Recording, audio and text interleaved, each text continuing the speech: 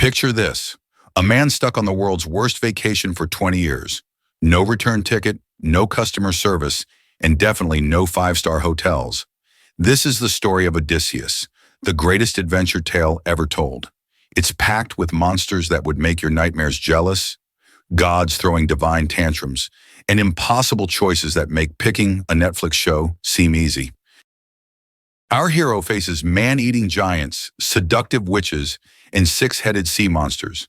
He outwits gods, survives literal hell, and still finds time to be the ancient world's greatest strategist. But here's the kicker. Every single disaster happens because of one moment of pride that costs him everything. Meet Odysseus, the ultimate survivor who proves that sometimes the journey home is harder than any war. His story has inspired countless tales for over 3,000 years. And trust me, after hearing what this guy went through, your worst Monday will feel like a spa day. Long before Odysseus became the most famous traveler in history, he was just a prince on a small Greek island. Ithaca wasn't the biggest or richest kingdom, but it had something special, a ruler who could think his way out of any problem. Odysseus earned his reputation early. While other heroes relied on strength and courage, he used his brain. Need to win a chariot race? He'd study the track and find the perfect strategy. Facing a political dispute? He'd craft a solution that left everyone satisfied. The guy was basically the ancient world's master problem solver. His cleverness caught the attention of Penelope, daughter of King Achilles. She was beautiful, intelligent, and had suitors lined up around the block. But Odysseus won her heart with wit, not wealth. Their wedding became legendary across Greece. Talk about a power couple. Soon they had a son, Telemachus. Odysseus seemed to have it all: a loving wife, a healthy heir, and a peaceful kingdom. He could have lived happily ever after, ruling his island and watching his son grow up. But fate had other plans. The call came from Menelaus, king of Sparta. His wife Helen had been kidnapped by Paris of Troy. Every Greek hero was honor-bound to help rescue her. Odysseus tried everything to avoid going to war. He even pretended to be insane, plowing his fields with salt instead of seeds. But Palamedes, another clever Greek, placed baby Telemachus in front of the plow. Odysseus immediately steered away, proving his sanity. The jig was up. Odysseus had to leave his perfect life behind and sail to Troy. Little did he know this decision would keep him away from home for 20 years. Sometimes being a hero comes with a price higher than anyone expects to pay. The Trojan War dragged on for 10 brutal years. While Achilles grabbed headlines with his legendary strength and Ajax impressed everyone with his massive shield, Odysseus became the guy who actually won battles with his brain. He was like the ancient world's ultimate strategist. Troy had walls that seemed impossible to breach. The city sat high on a hill, surrounded by massive stone barriers that had never been conquered. Traditional warfare wasn't working. The Greeks needed something different. They needed Odysseus. His first major breakthrough came during a secret night mission. Odysseus and Diomedes snuck into the Trojan camp and stole the sacred horses of Rhesus. According to prophecy, if these horses drank from Troy's river, the city would never fall. Mission accomplished. No divine horses, no divine protection. But Odysseus's real genius showed in the smaller moments.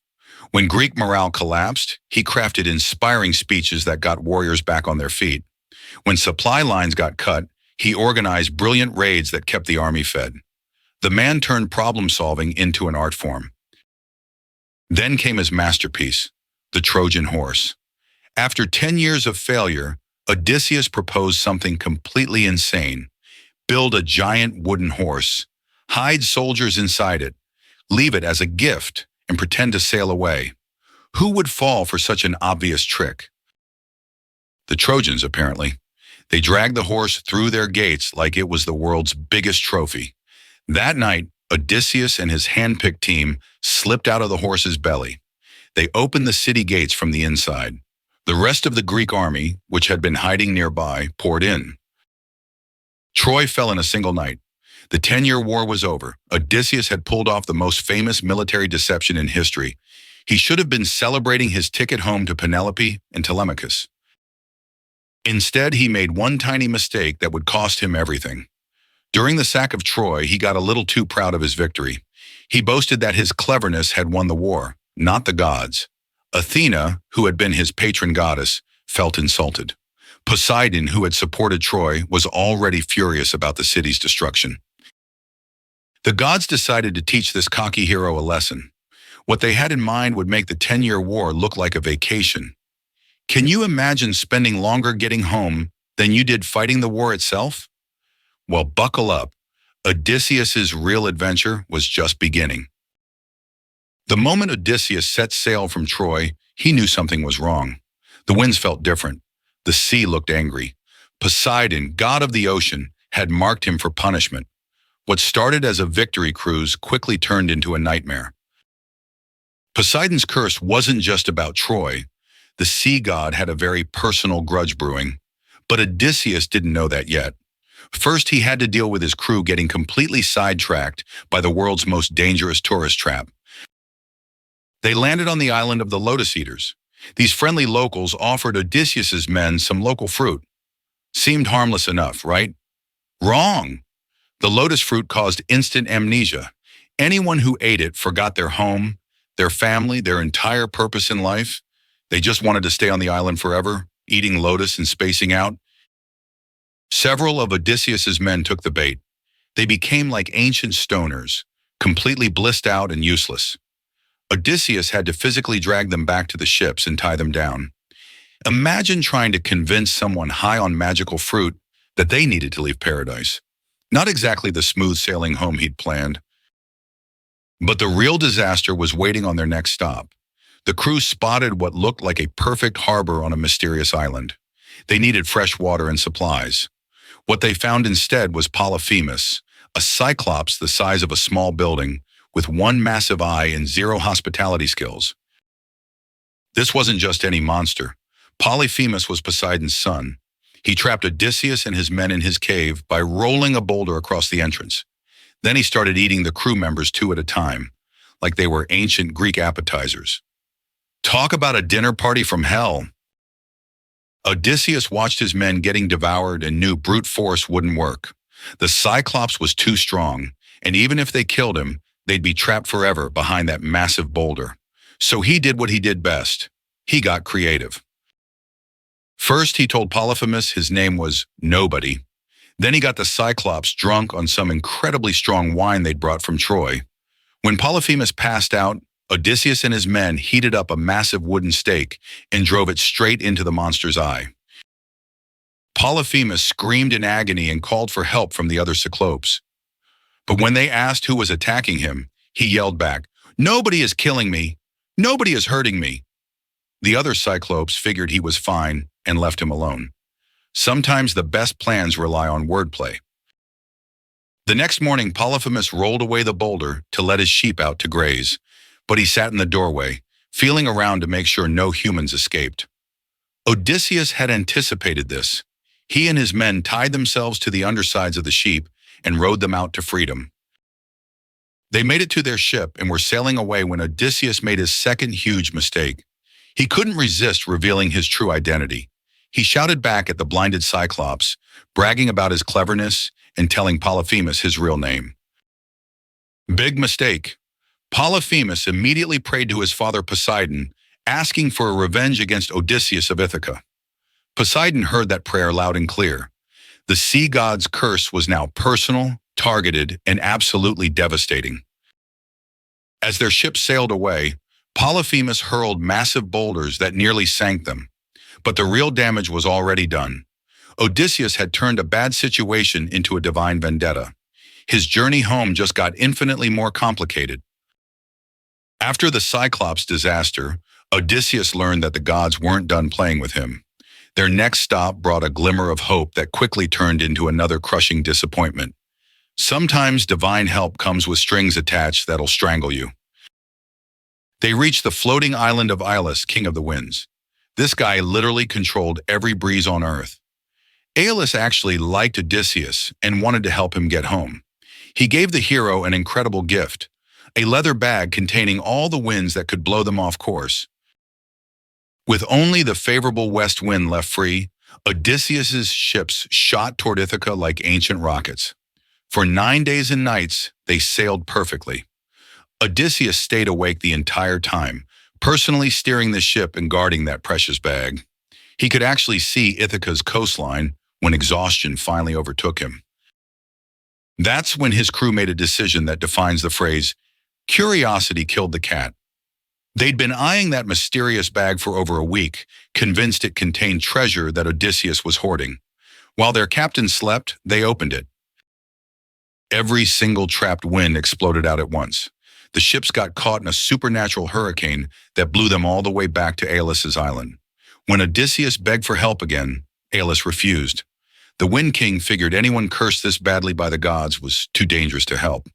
Talk about being so close yet so far. Their next adventure made the Cyclops look friendly. They landed in the territory of the Laestrygonians, giants who made Polyphemus look like a friendly neighbor. These cannibalistic monsters sank 11 of Odysseus's 12 ships by hurling massive rocks from cliff tops. They speared the crews like fish and dragged them away for dinner. Odysseus barely escaped with one ship and the handful of men aboard it. His fleet was gone. Most of his crew was dead. His confidence was shattered, but the worst was yet to come. They washed up on Circe's island, where everything looked peaceful and beautiful. Circe was a goddess, daughter of the sun god Helios. She lived in a magnificent palace surrounded by tame lions and wolves. Actually, men she transformed with her magic. Different times indeed. Odysseus sent half his remaining crew to scout ahead. Circe welcomed them with a feast and wine that smelled absolutely incredible. The moment they finished eating, she waved her wand and transformed them all into pigs. They kept their human minds but were trapped in pig bodies, squealing helplessly in her pens. Only one man, Eurylochus, had been suspicious enough to stay outside. He ran back to tell Odysseus what happened. Now the hero faced an impossible choice: abandon his men or walk into an obvious trap set by a goddess. That's when Hermes, messenger of the gods, appeared with divine intervention. He gave Odysseus a magical herb called moly that would protect him from Circe's spells. But there was a catch. He'd have to get close enough to threaten her before the protection would work. Odysseus walked right into Circe's palace and accepted her poison feast. When she waved her wand expecting him to transform, nothing happened. He drew his sword and demanded she release his men. Circe was so impressed by his courage and immunity that she fell in love with him on the spot. She not only freed his crew, but offered them hospitality for as long as they wanted. Odysseus and his men stayed for an entire year, eating divine food and recovering from their traumas. It was like the ancient world's most luxurious spa retreat. But Circe had one more surprise waiting. She told Odysseus that before he could go home, he needed to do something no living man had ever done: travel to the underworld and consult the spirit of the prophet Tiresias. The dead seer would tell him how to finally reach Ithaca. A vacation at a goddess's palace was one thing. A field trip to the realm of the dead, that was next-level terrifying, even for the hero who'd survived Cyclops and cannibals. But if visiting Hades was the price of seeing Penelope again, Odysseus was willing to pay it. Now comes the truly nightmare stuff. Odysseus had survived monsters and magic, but the worst was yet to come. 3 challenges lay ahead that would test every ounce of his famous cunning. First up, the sirens. These weren't your typical backup singers. They were half-bird, half-woman creatures with voices so beautiful they could make sailors forget everything else. Ships would crash on the rocks as crews desperately tried to reach the source of that heavenly music. The sea floor around their island was literally carpeted with bones. Circe had warned Odysseus about this trap. Her solution was brilliant in its simplicity. Odysseus ordered his men to plug their ears with beeswax. But here's where his curiosity got the better of him. He wanted to hear the legendary song himself, so he had his crew tie him to the mast with strict orders not to untie him no matter how much he begged. The plan worked perfectly. As they sailed past, Odysseus heard the siren's song and immediately went crazy with desire. He screamed at his men to untie him, promising them riches and threatening them with death. His crew just rowed harder, following his original orders. Talk about the ultimate test of leadership preparation. But surviving the sirens was just the warm-up act. Next came a choice that would make Sophie's choice look easy. Odysseus had to navigate between two monsters, Scylla and Charybdis. Charybdis was basically a living whirlpool that could suck down entire ships 3 times a day. Scylla was a 6-headed beast living in a cave, each head capable of snatching a sailor. Circe had been brutally honest about this one. There was no clever trick, no heroic solution. Odysseus had to choose which men to sacrifice. If he sailed too close to Charybdis, everyone would die. If he hugged Scylla's cliff, he'd lose exactly 6 men, 1 for each head. The math was cold and horrible. Odysseus made the hardest decision of his life. He steered toward Scylla without telling his crew why. As they passed, 6 massive heads shot out and grabbed 6 of his best men. Their screams echoed off the cliffs as Scylla devoured them. Odysseus later said this was the most heartbreaking moment of his entire journey. But the gods weren't done testing him yet. The final challenge came at the island of the sun god, Helios. This place was basically a divine cattle ranch, home to the most beautiful cows you've ever seen. These weren't ordinary livestock. They were immortal, sacred to Helios himself. Every god had warned Odysseus about this place. Don't touch the cattle. Don't even think about it. Helios would know immediately if even one was harmed. But Odysseus's crew was starving, and those cattle looked absolutely delicious, just standing there in the golden sunlight. At first, Odysseus kept his men in line. They survived on fish and birds, anything except those tempting sacred cows. But then the wind died completely. They were stuck on the island for a full month with dwindling supplies. The men grew desperate and angry. One day, while Odysseus was praying alone in the hills, his crew made a fatal decision. Led by a man named Eurylochus, they slaughtered several of the sacred cattle. They figured they'd rather risk the gods' anger than die of starvation. Besides, maybe they could appease Helios with prayers and offerings later. The moment they killed the first cow, supernatural signs appeared everywhere. The meat mooed on the spits as it cooked. The hides crawled around by themselves. Even the dead animals seemed to be crying out for vengeance. You'd think these omens might have given the crew second thoughts, but hunger makes people do crazy things. When Odysseus returned and saw what they'd done, he knew they were all doomed. Sure enough, Helios went straight to Zeus demanding justice. The sun god threatened to take his light to the underworld if the crime went unpunished. Zeus agreed immediately. Nobody wants to negotiate with an angry solar deity. The punishment came swift and absolute. As soon as they set sail again, Zeus hurled a massive thunderbolt at their ship. The vessel exploded into splinters, killing every man except Odysseus. He clung to debris as his friends drowned around him, paying the ultimate price for their desperate hunger. And just like that, Odysseus went from captain of a ship to lone survivor floating on broken wood. All his cleverness, all his careful planning couldn't save his crew from their own desperation. Sometimes even the greatest hero can't protect everyone. After losing everything, Odysseus drifted alone on the wine-dark sea. The waves carried him to an island where he'd spend the next 7 years as an unwilling guest. This was Ogygia, home to the nymph Calypso, and boy, did she have plans for our hero.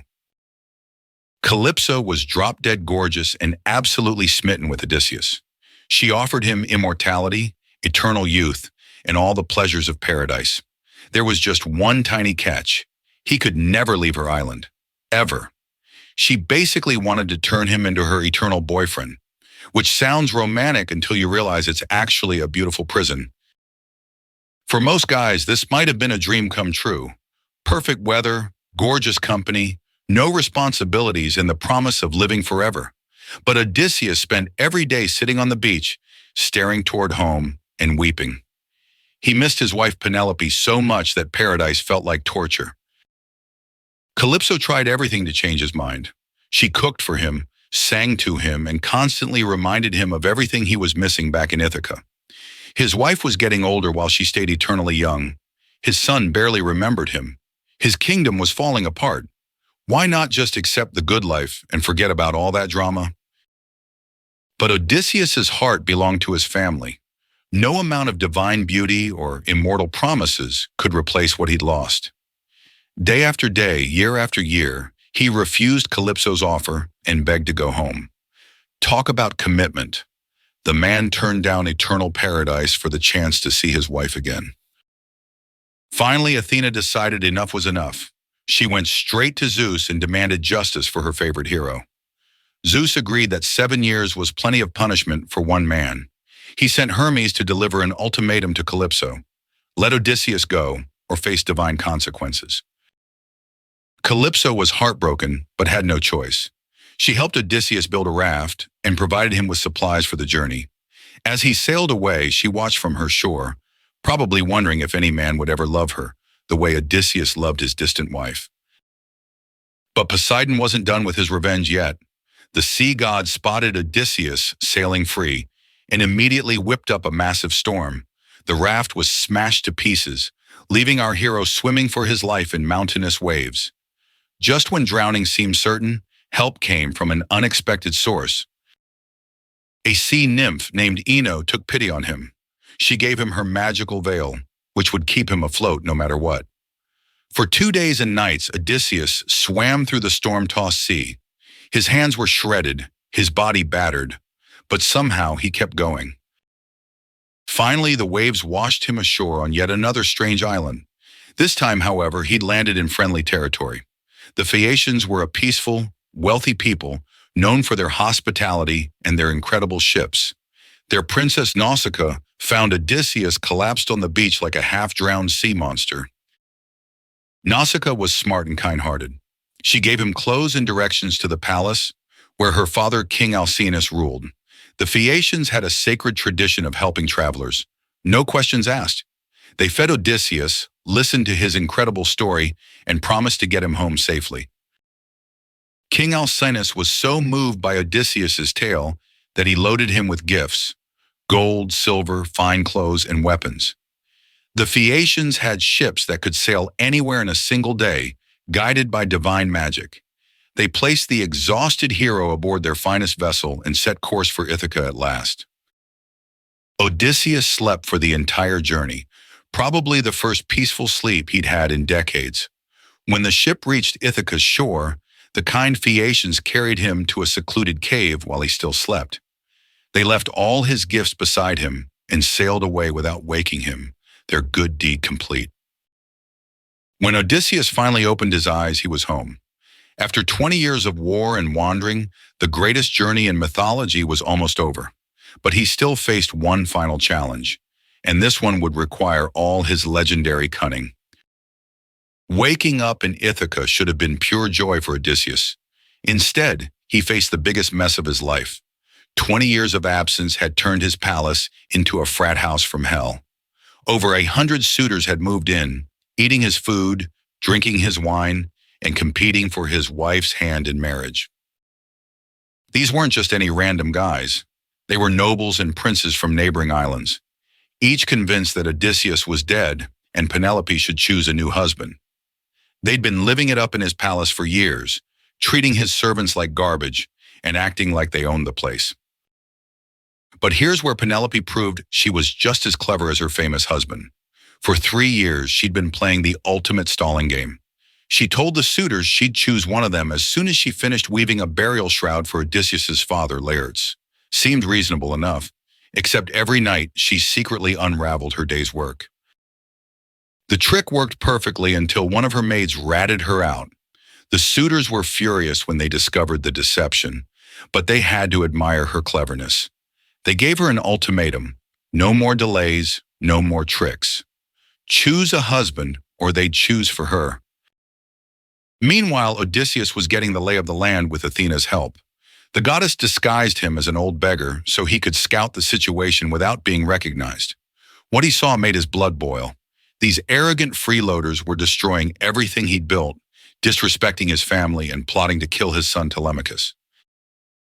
Telemachus had grown into a fine young man during his father's absence. But he was vastly outnumbered. The suitors saw him as a threat to their plans and had already tried to ambush him once.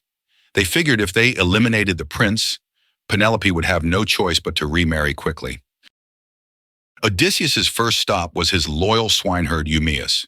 This faithful servant had protected his master's pigs for 20 years, never doubting that Odysseus would return someday. Even disguised as a beggar, Odysseus tested his servant's loyalty and found it absolute. Finally, he had one ally he could trust completely. Next came the emotional reunion with Telemachus. When Odysseus revealed his true identity to his son, the young man could barely believe it.